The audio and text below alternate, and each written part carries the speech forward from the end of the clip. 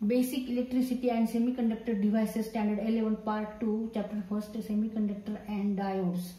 तर मुलांनो, आपण आज centre tap full wave rectifier circuit शिकणार आहोत। त्याचं वर्किंग कसं आहे ते शिकणार आहोत। मागच्या व्हिडिओमध्ये आपण हाफ वेव्ह रेक्टिफायर सर्किट शिकलो।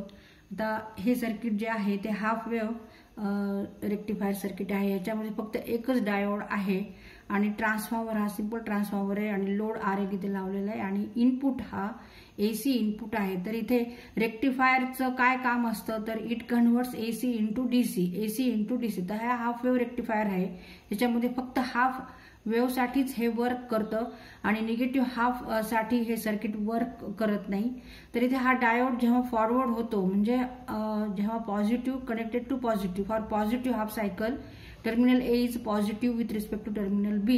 Therefore, now diode is here, forward bias diode is on and there is conduction possible through diode and current flow through RL.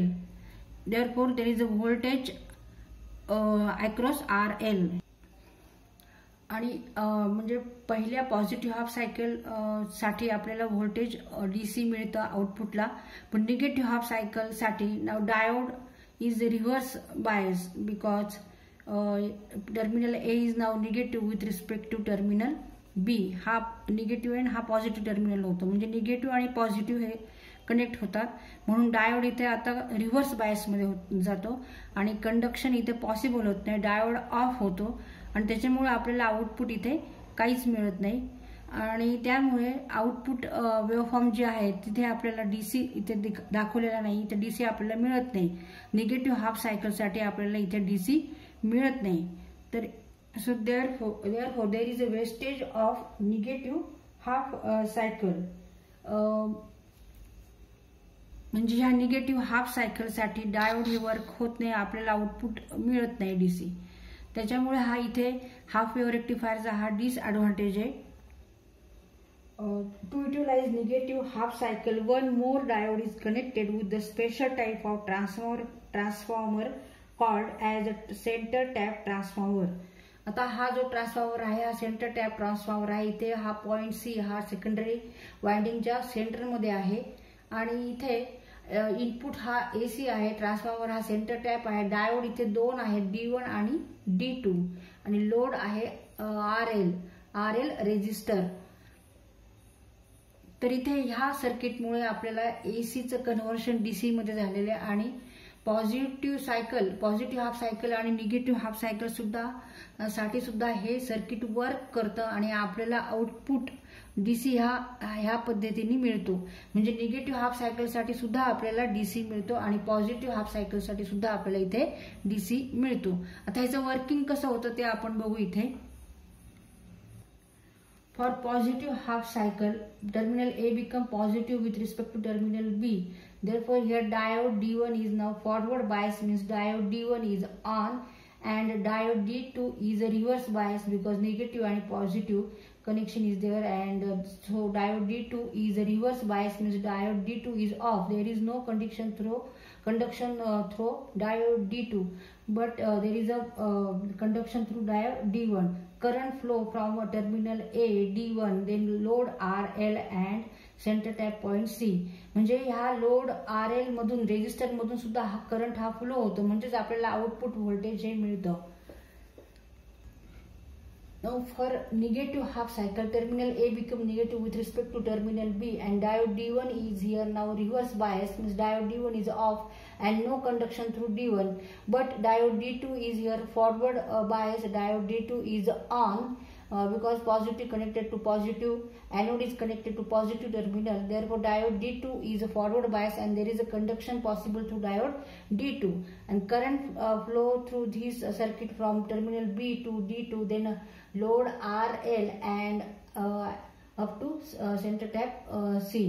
तर इथे करंट हा वाहतो, सर्किट मधून करंट हा वाहतो। इथे डायोड हा D1 हा ऑफ होतो, तो रिव्हर्स बायस झालेला असतो निगेटिव्ह हाफ सायकल साठी आणि निगेटिव्ह हाफ सायकल साठी मात्र डायोड D2 हा काय होतो फॉरवर्ड बायस होतो आणि त्यामुळे D2 मधून कंडक्शन हे पॉसिबल होतं। तर निगेटिव्ह हाफ साठी सुद्धा हे सर्किट वर्क करतं आणि आपल्याला आउटपुट DC मिळतं. आउटपुट डीसी आपल्याला व्होल्टेज म्हणजे व्होल्टेज ड्रॉप अक्रॉस RL मिळतं, कारण कंडक्शन पॉसिबल होतं इथे D2 हा फॉरवर्ड बायस झाल्यामुळे. आणि म्हणून ह्या आपल्याला centre tap full wave rectifier सर्किटचं काय ॲडव्हान्टेज आहे, तर इथे आपल्याला बोथ सायकलसाठी डीसी मिळतो. हा पॉझिटिव्ह हाफ आणि निगेटिव्ह हाफ सायकलसाठी आपल्याला डीसी इथे मिळतो.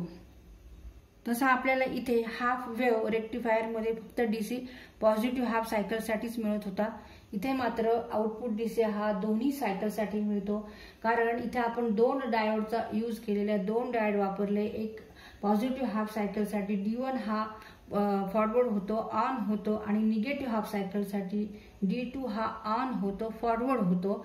आणि त्यामुळे सर्किटमध्ये दोन्ही पॉझिटिव्ह आणि निगेटिव्ह हाफ सायकल ज्या आहेत इनपुट सिग्नलच्या, त्यासाठी सर्किट हे वर्क होतं, कंडक्ट होतं करंट, आणि आउटपुट व्होल्टेज आपल्याला आउटपुट व्होल्टेज RL च्या अक्रॉस आपल्याला मिळतं.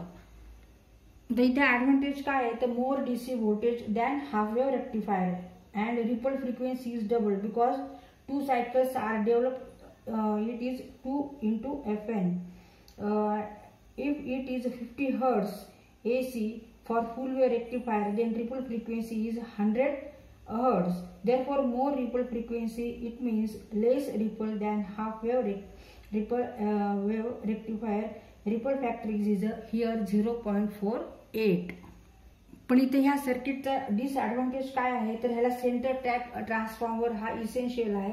त्यामुळे याची कॉस्ट ही काय होते, जास्त होते, इन्क्रीजेस द कॉस्ट. तसंच peak inverse voltage equal to 2 into Vp. Therefore the cost of diode is more and there is still ripple is there. Output is a full wave pulsating DC. तिथे pulsating DC आहे, म्हणजे ripple आहेच. आता हे जे centre tap full wave rectifier आहे, यामध्ये इथे हा सेंटर आहे सेकंडरी वाइंडिंगचा, आणि इथे आपण अशी वायर जोडलेली, आणि ही वायर ही अशी दाखवली आहे कारण इथे ह्याच्यावरून ही वायर जाती, ही ह्या वायरला जोडलेली नाहीये. आणि डायोड D1 आणि D2, terminal A-B, load RL, transformer primary winding, secondary winding, 230 volt AC supply, input signal, input waveform. ही वेव्हफॉर्म टाइम व्हर्सेस व्होल्टेज असते. इकडे ह्या एक्स ॲक्सिसला टाइम आहे आणि वाय ॲक्सिसला व्होल्टेज आहे. इनपुट AC आहे, इनपुट वेव्हफॉर्म. आणि त्या ह्या सर्किटमुळे आपल्याला अशी वेव्हफॉर्म मिळते आउटपुटला. इकडे सुद्धा हा ग्राफ आहे, टाइम व्हर्सेस व्होल्टेज. इथे मात्र आपल्याला आउटपुट कसं आहे, DC आहे, ही आउटपुट वेव्हफॉर्म आहे. आता ह्याचं वर्किंग ह्या पद्धतीने होतं. पहिल्या पॉझिटिव्ह हाफ सायकलसाठी diode D1 is on, that is forward bias, and D2 is of. आणि करंट मात्र RL मधून हा फ्लो होतो, म्हणजे आउटपुट व्होल्टेज आपल्याला इथे मिळतं, DC आउटपुट व्होल्टेज मिळतं. आणि निगेटिव्ह हाफ सायकलसाठी आता इथे डायोड D1 ऑफ होतो, म्हणजे हा रिव्हर्स बायस होतो, आणि D2 हा फॉरवर्ड बायस होतो. त्याच्यामुळे म्हणजे D2 हा ऑन होतो आणि कंडक्शन इथे पॉसिबल होतं. तर current flow from terminal B D2 RL आणि सेंटर टॅप C, म्हणजे कंडक्शन इथे आहे आणि म्हणून इथे करंट हा फ्लो होतो, म्हणून व्होल्टेज अक्रॉस आपल्याला RL मिळतं आणि आउटपुट व्होल्टेज इज DC. म्हणजे जरी निगेटिव्ह हाफ सायकल असली तरी सुद्धा आपल्याला इथे पॉझिटिव्ह म्हणजे आपल्याला इथे DC मिळतं. तर हा ह्या सर्किटचा फायदा आहे की निगेटिव्ह हाफ सायकल साठी सुद्धा हे सर्किट वर्क करतं आणि आपल्याला आउटपुट DC मिळते.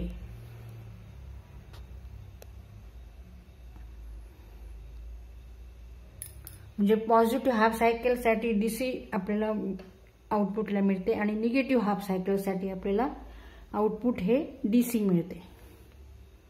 दोन्ही सायकलसाठी आपल्याला आउटपुट DC मिळते. आता ही जी वेव्हफॉर्म आहे, इथे आउटपुट जे मिळाले ते D1 मधून करंट फ्लो झाला आहे आणि RL मधून सुद्धा तो फ्लो झालेला आहे. म्हणजे D1 जेव्हा ऑन होतो, फॉरवर्ड बायस होतो, त्यामुळे आपल्याला इथे आउटपुट मिळालेलं आहे. आणि जेव्हा D2 ऑन होतो म्हणजे फॉरवर्ड बायस होतो, तेव्हा आपल्याला इथे DC मिळालेलं आहे. म्हणजे D1 D2 D1 D2 ह्याप्रमाणे ऑन ऑफ हे डायोड होतात आणि आपल्याला आउटपुट व्होल्टेज मिळतं.